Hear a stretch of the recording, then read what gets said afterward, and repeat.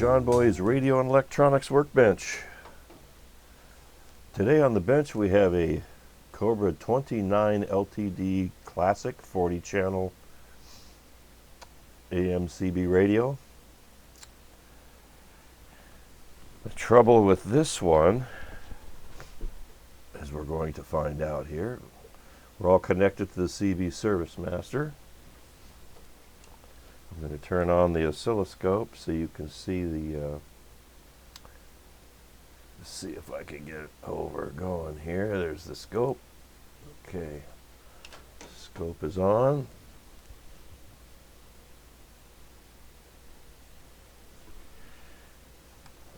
Turn on the radio. Okay, we have receive. Receive is reasonable. Turn it down. Look at the looking at the wave, it looks like it is a little bit distorted there. I don't like that. We're going to have to investigate that as well. But I think the big thing is we have no transmit. Something crazy going on here, but we're going to investigate. I have a transmit light, a little bit of hum out of the speaker. So we're going to have to take the covers off and investigate, see what we can find. So I'm going to take the covers off and I'll be back. Alright, got the covers off and I was doing some poking around in here and I thought I'd check a couple of the known faults. So C45 on the audio circuit is shorted. That was probably why the wave was getting so distorted there on the receiver. That doesn't explain the transmit issue, but I'm going to replace this and see if my audio on the receive gets a little bit better. So let me poke in a new cap. I'm sure all of this thing needs to be recapped. Not sure how far I'm going to go with it yet. I have to contact the customer and see if he wants to do that. Might have a blow and final. We'll see what's going on here. Got some more poking around to do. I'm going to replace this cap and I'll be back. Okay, I've replaced that cap on the audio chip there. So we still have no transmit. I knew that was going to happen. So here we have, watch the scope. Gets all the way up and goes all the way to clipping without no distortion. So the receive portion has been repaired. Appears to be okay now.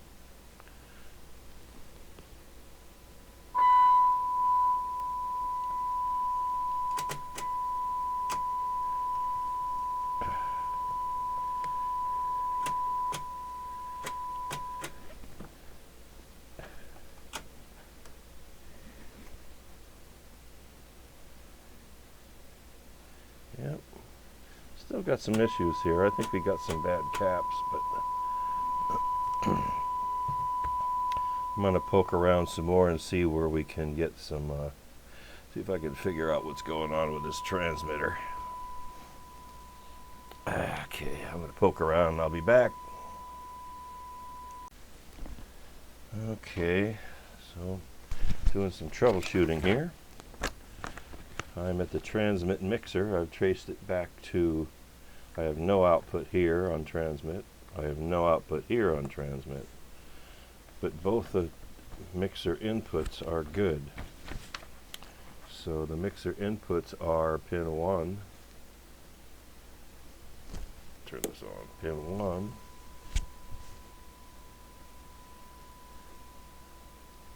That's pin 9. What happened? Okay, pin. Okay, let's do this. Right there. Pin 1. Let's change this back to DC coupling. I mean AC coupling. Right. And it reads 16.48 megahertz. That's right in the ballpark for what I'm looking at. That's pin 1 coming in from the UCO. And let's see, pin 4 should be 10.240. That's good, 10.240. So I got them in there. I think I might have a bad mixer.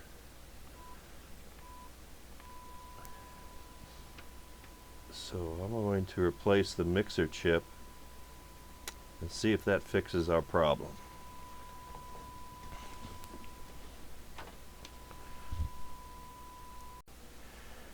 Okay, this thing's getting to be a little bit of a rabbit hole. So I replaced the mixer chip. That did not fix the problem. So I decided to swap out that first can. That wasn't the problem. So what I did is I disabled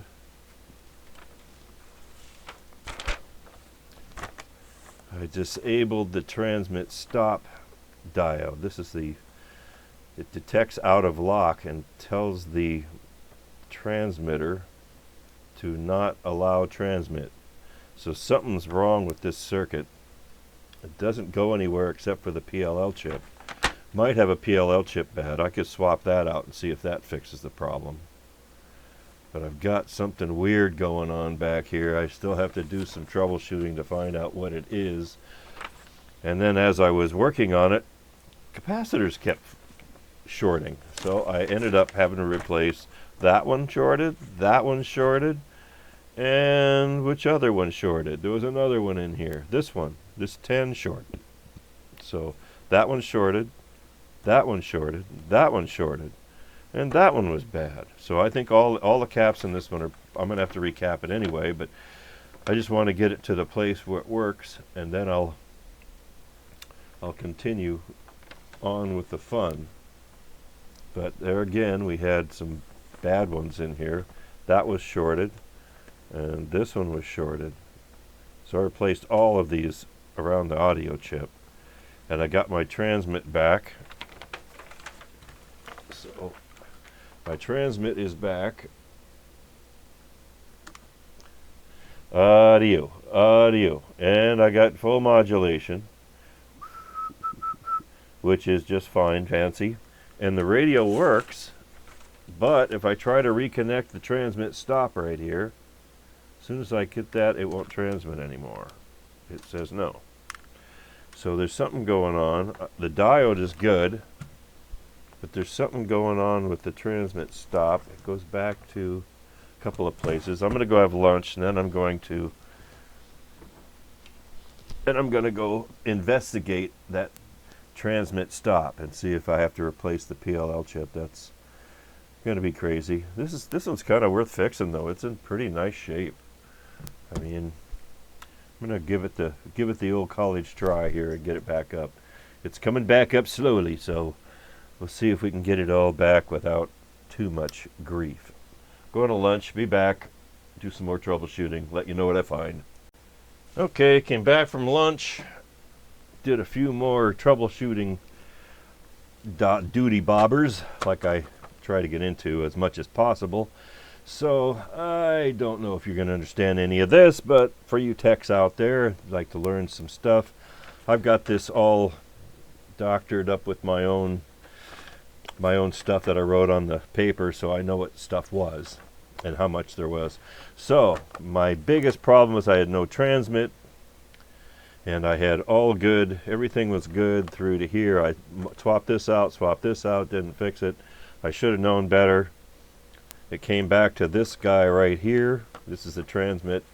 I pulled this diode, and I still didn't have nothing. It would kind of sort of work, but then I remembered that this is the transmit stop line right here. Right here. So what happens is, if the PLL chip, which is this guy up here, if it detects an out of lock condition, that is, the PLL is out of lock, and it's not on channel, it will stop the 5-volt line. This is a 5-volt bias line right here. It's basically 5-volt bias supply for the pre-driver circuit, which is wrinkle, wrinkle, wrinkle, right here. It's the pre-drive circuit right here. Comes in right here. This develops the bias for this transistor, which allows it to conduct and put through the signal. If this drops to 0 or gets cut off, it will stop the pre-drive from working. It'll also kill this as well. So it'll kill the mixer and it'll kill that pre-driver at the same time. So I had no 5 volts here. I pulled up this, I pulled up the stuff on the other end, and I had no other conclusion than the PLL was dead. Not dead, but dying. So there's the PLL chip. I've replaced it. And we now have 5 volts where we're supposed to. It's actually about 3 once it gets to the pre-driver stage, and there it is. Let's see on the scope. We got right there, we got our 3 volts. That was dead before. So now I can go over to the transmit. Oh, wrong one. There we go. Now we have transmit, audio, and we have full output power. So that fixed that problem and all the problems.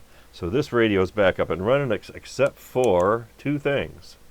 The display is bad. Of course, got to have a bad display to make things even more fun. And it needs caps.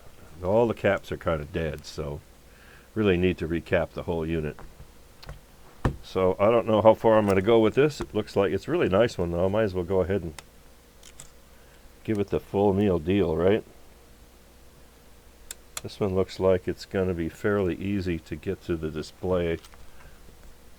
I'm going to have to get in there and find out what's going on with the display. And that is another.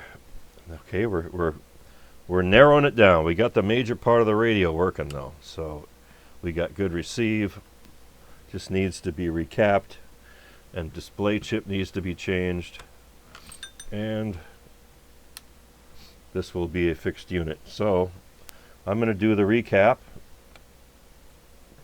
I'm going to do a complete recap because I've already replaced like this many caps, and these were all pretty much toast. 3 of them were shorted, so that's the bad part. These old gray caps, the old gray caps just ain't what they used to be. Okay, well, enough of my singing. I'm going to go ahead and recap this unit, and then I'll show you when I got it torn apart for the display. And that'll be a while, so and away we go. So this is a pretty early unit. All the capacitors have been replaced. And there's the PLL chip that was bad. All the old caps are out. Now I have to chase this this display. So you can see this. It's kind of hard to see. There you go. And it's missing the bottom segment on the 2. So I'm going to tear this down, front panel down, and see if I can't get in there and test to see if it's the switch or the LCD. And I will get back to you when I get it all torn down. It's the part I don't like, but there we go. Okay, we got the front of it all torn down. As you can see, there's just laying out, guts laying all over the place here. And we got the new one in. Here's the bad one. Toot, toot, toot. Here's the new one. And it is working just great now. It goes through all the channels and all the segments are on. Come on, turn. There we go. All the way up. 40. Okay, now all I have to do is get it back together without breaking anything, right? Okay, I'm on it. Get that back together, and I'll be back.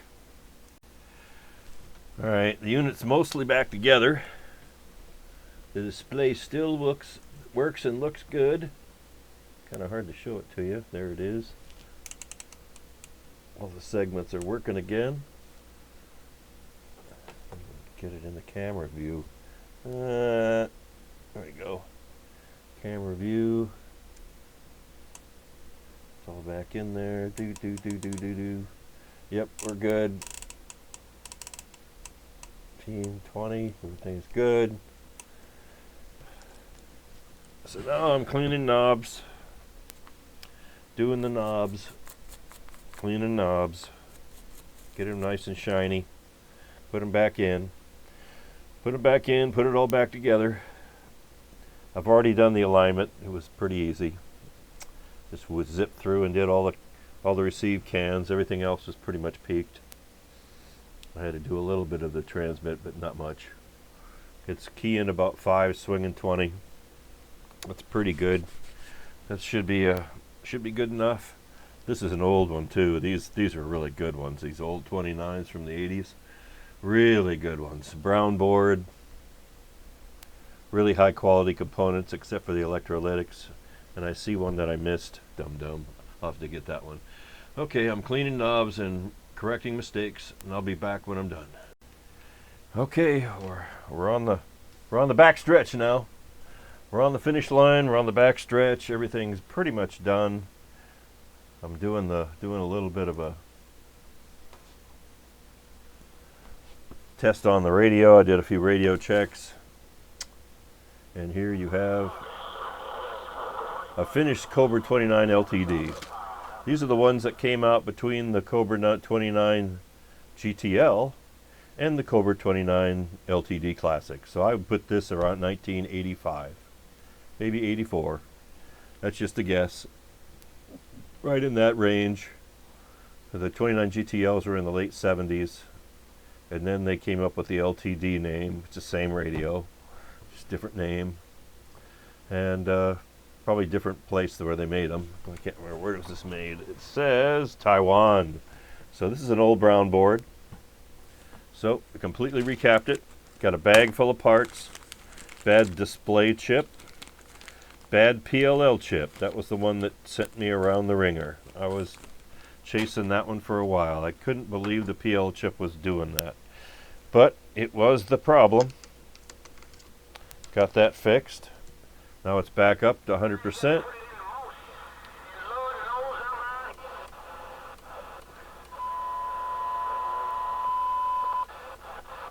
So this was the rabbit hole. Big rabbit hole radio. I mean, every time I fixed something else would break.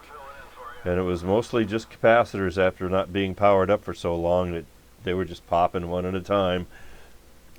So the best thing to do when that happens is to recap the whole thing, which is what I did.